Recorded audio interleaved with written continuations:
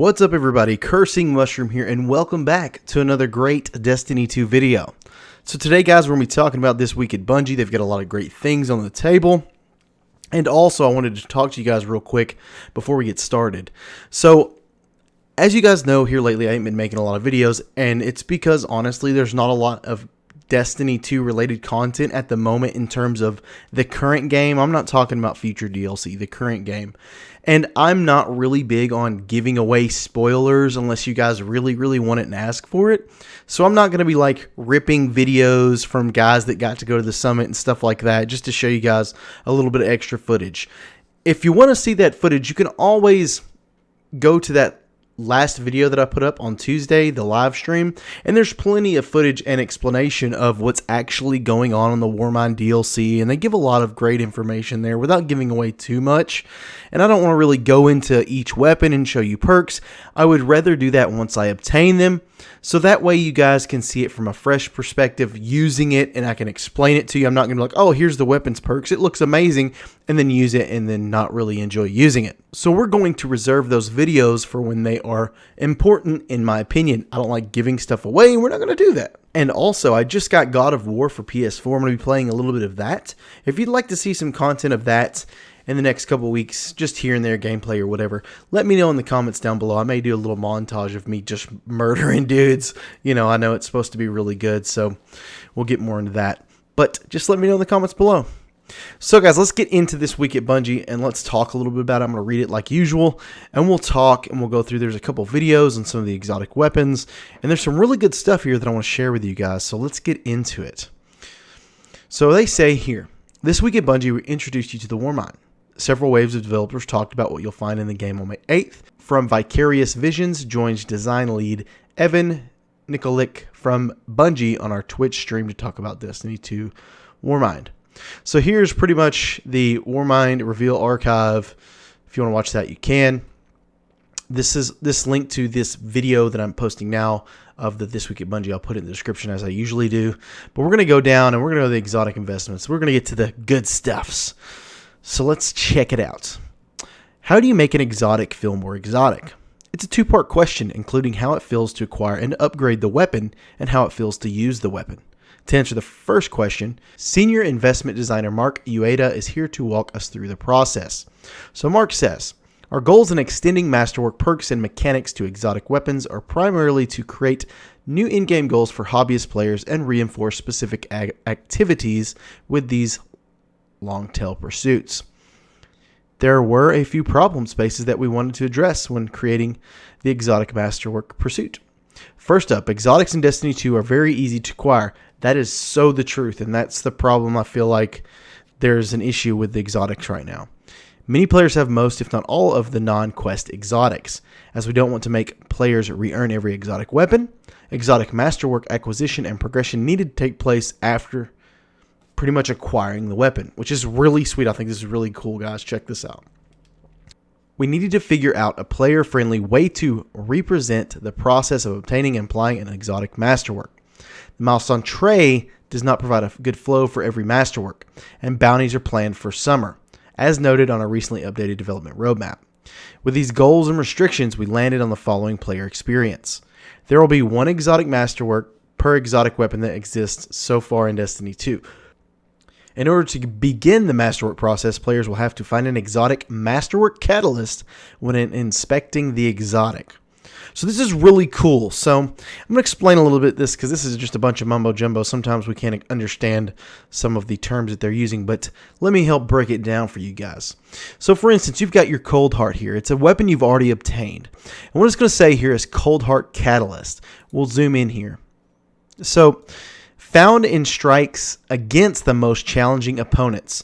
So what happens is you use, I don't know if you would have to have the weapon equipped to get it, but I will say this, when I search for it, I'm going to have the weapon equipped that I'm trying to find thus catalyst for.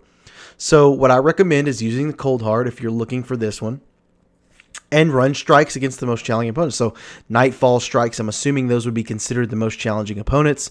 And since we don't have a bunch of details. We'll just assume right now. And then that's how you're going to get the Cold Heart Catalyst. Now, what they say is, once acquired, the Catalyst can be applied to immediately enable orb generation on double kills for the weapon. So like your current Masterwork now, you're going to get this Catalyst instead of getting the weapon drop, and you're going to equip it, and then it's going to allow you to get that orb generation on double kills like now, which is really cool. But there's more steps, which is amazing. Exotic weapons with a catalyst applied will also start tracking enemies defeated, like their legendary Masterwork counterparts. So it makes sense. So now you're tracking how many kills you get. After applying the catalyst, there will be bounty-like objectives available that need to be completed in order to upgrade to the final Masterwork state. This is where it gets really interesting, guys, which will apply a stat perk bonus to the weapon. Now, before I read this, I'm going to explain a little bit of it. So what's happening is you're getting a stat perk bonus to your exotic. Once you, for instance, this one is, we'll show it a little bit larger here, or at least where it's mostly visible. Defeat enemies using Cold Heart to unlock this upgrade. And what that's going to give you is increased stability and reload speed, which is really nice. So also they said that it's only going to be specific. Like you're not going to be able to change it like you could on your legendaries. You're not going to be able to re-roll it to get different stats upgraded, which is fine. But if you notice here, stability and reload speed, that's a pretty good portion, and Cold Heart needs reload speed anyway, so that'll be pretty nice, and stability would be nice as well. And so let's read a little bit longer here. A few Masterworks will require you to do a single thing, where others will have multiple steps. So this one may be a single thing, and for instance, let's just say Sunshot may be a bunch of things, so keep that in mind. These objectives will be very difficult and length, but no, will not be determined by RNG. So what they're saying is they may be pretty difficult, which they're probably going to be, and they're going to be pretty lengthy, but you're not going to have to worry about RNG. You just do what it says. Once you're done, you get it. And then they say here, these goals here are just to push the player to engage with the weapon that they wish to make it a full Masterwork. What they also say is, when it comes to difficulty, there are a few exotic Masterworks paired with difficult activities or accomplishments in-game. We're expecting that there may be one or two exotic Masterwork weapons that give players the opportunity to set goals in mastering specific activities in order to earn their most desired Masterwork. So they're saying that some of these weapons that are going to be Masterwork obtainable, this part of it is going to be tied to something, some kind of activity, maybe the raid, maybe the nightfall, something like that. And I think that's really cool. Gets you playing those in-game activities, or at least trying to get a fire team together and assemble your team and get together and do this. So let's keep going here. To get ahead of a few questions, we're expecting here's a quick roundup of specific notes. So they're going to explain some things. Exotic weapon Masterworks pursuits only need to be done once per account, so you don't have to do it multiple times. You do it once, you've got it. Through the Masterwork process, duplicate drops of an exotic weapon via engrams, milestones, or even the exotic collection will be initialized at your current Masterwork upgrade state. So let's say you open an engram and you get another Cold Heart, for instance, and you've got to this step. That's exactly where it'll be. Or if you've completed it, it'll be completed already. So you don't have to worry about getting one that's not completed if you wanted to equip it on another character or whatever. Also, the exotic Masterwork process takes place fully in the weapon detail screens. There won't be any objectives that take up your character inventory space, which is good because we need that at the moment. So it's all going to be on the weapon itself. You're not going to have to go anywhere else to see that information. Not all exotic Masterworks will be available immediately when Season 3 begins. So this is a big thing to note. Not every exotic is going to be a Masterwork available. So what I recommend doing is going through, and I'll probably make a video when it comes out because I've got all the weapons. I'll make a video of like which ones you can go for, so that way everybody knows how to obtain the exotic Masterwork core part of it, the catalyst as they call it, and show you which ones have it available, because if you're thinking you're doing something you're not, it would be kind of counterintuitive. And then of course they say that's all about evolution. They want to monitor acquisition rates and kind of just make sure everything's going smoothly before they bump more in there. Which I think this will be good for the community in the game, because during the summer they may be able to trickle some more in there, which would be nice. It's like, okay, we've seen this was well taken. Let's throw in a few more that we had prepared, and I think that'll be pretty good. So let's talk about these exotic weapons that they're showing here. They're showing some buffs to the weapon, and I think they're going in the right direction. I think it needs to be addressed. Not only do they need to be exotic Masterworks, but they also need to be powerful at base at base. You know, they don't need to be just non-used weapons. And there's a lot of exotics. Really, honestly, I hardly ever use exotic weapons. I use them, but not as much as I should because they're just not as good as they should be. So what they do is they talk about the tractor cannon here first. And what it does, I'm going to kind of paraphrase this for you. So I'll just read here a little bit for you. So the tractor cannon now has a debuff applied that adds suppression and makes the target vulnerable to void damage for 10 seconds. So what that means is when you hit an enemy with your tractor cannon now, it's going to be for 10 seconds, it's going to be weaker to void weapons, void supers, void grenades, all that good stuff that's void related. And also it's going to suppress them as well. So, you know, instead of having them aggro you, you can suppress them. And we'll check out this video here and show it in work as it's doing work, because I think it's really cool and I think it's going to be pretty sweet watching a three group of void walkers with Nova bombs and doing some massive damage with the good old tractor cannon. So let's check it out.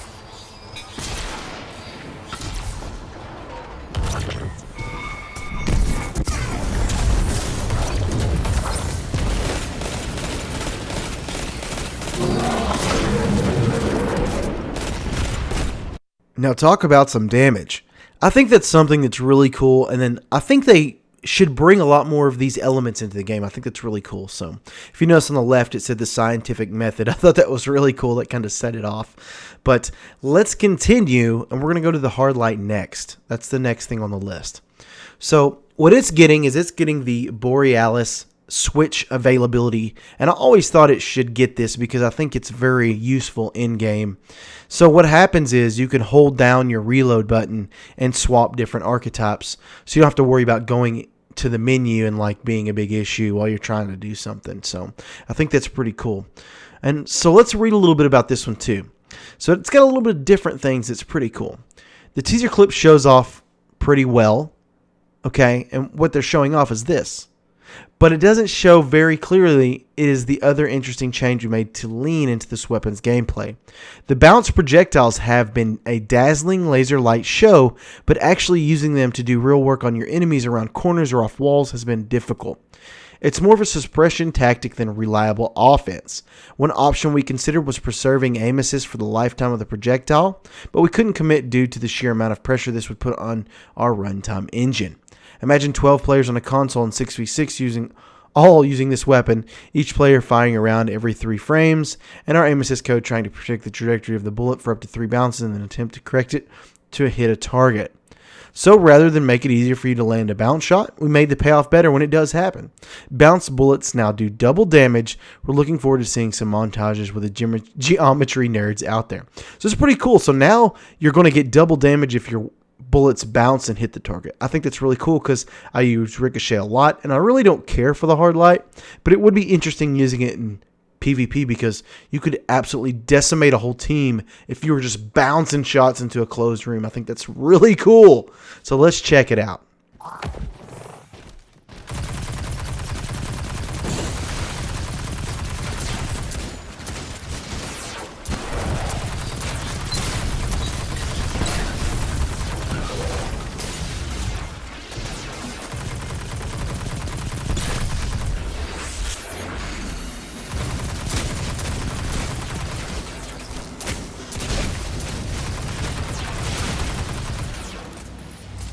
Pretty cool, huh? So he absolutely decimated some of those goblins with that ricochet rounds.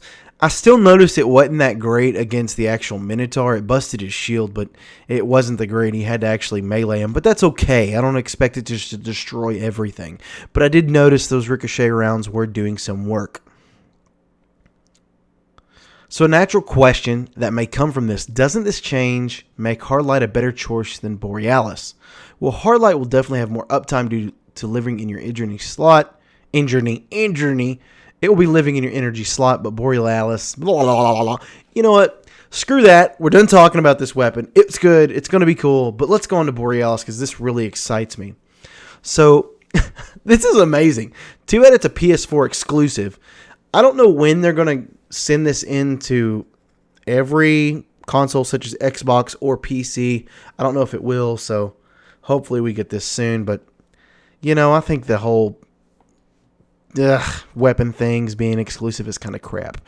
Maybe armor because it's not game-changing, because this is game-changing. Check this out, dudes. So what's going to happen is, so I'm just going to read this little expert right here. If you use a void round to break shield or kill an enemy Sentinel Titan who is actively using his super, you have double damage sniper rounds. Yes, that's a one-hit kill to the body until you die or reload. So what happens is now, if you kill something with the corresponding energy, so if you match solar to solar, arc to arc, or void to void, everything after that in your magazine still is double the damage. In PvP, that means single body shot kills.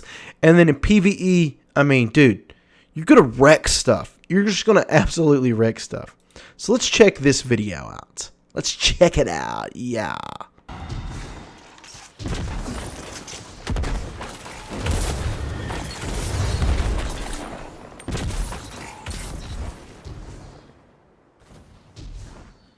Now that's absolutely phenomenal, guys. Now, what I want to bring up here is, most people, I guess, probably weren't paying attention to that, but if you know the Borealis, if you use it a lot, it's got 5 rounds, guys. If you get a one-hit kill, okay, if you get a headshot land, matching archetype, you've potentially got 4 more kills lined up. 4! You just run around with this thing and go, okay, you're dead, you're dead, you're dead, you're dead.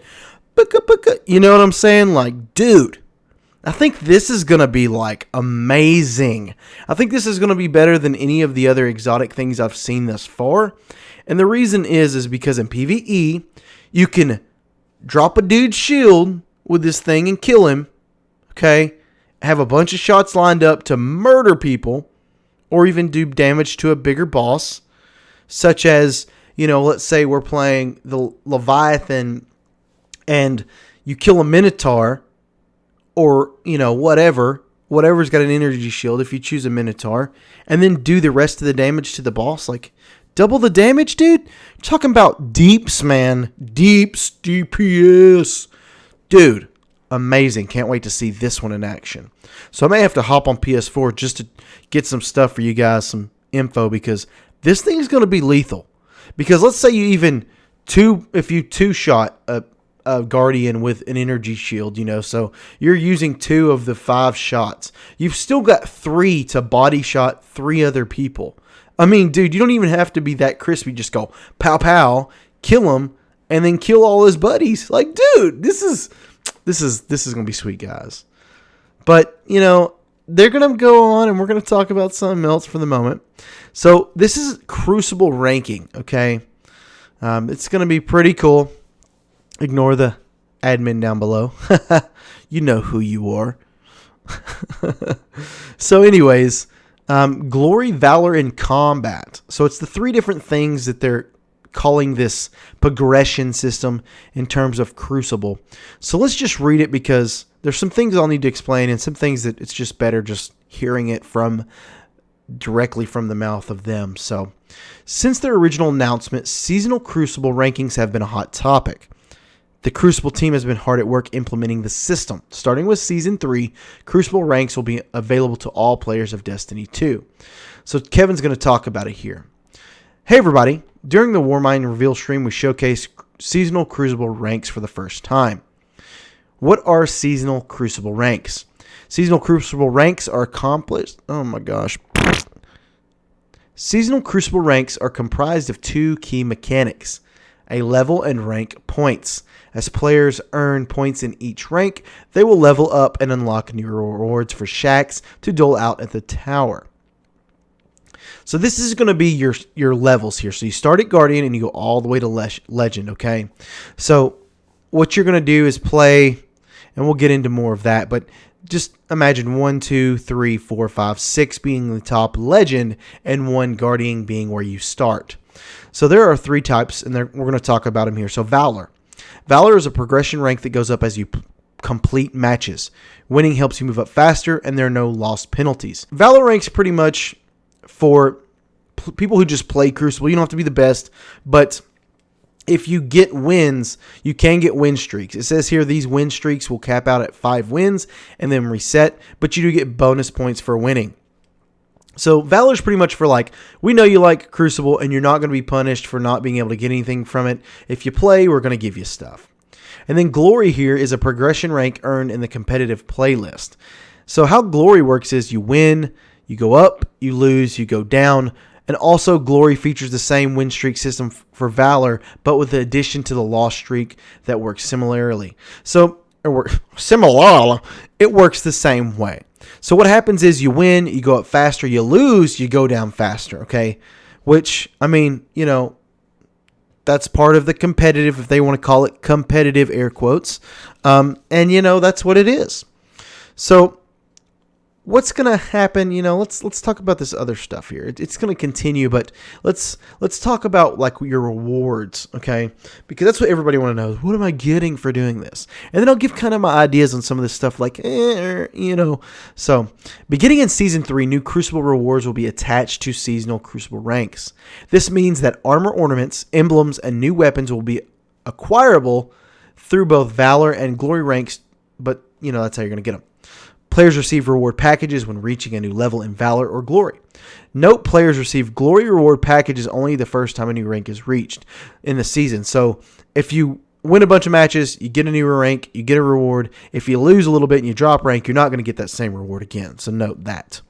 In addition to the suite of Season 3 rewards, we're planning on bringing unique weapons to Glory ranks for players to work toward. Now, this is where I see there being a problem. And this is just my opinion, okay? So let me know in the comments below how you feel about it.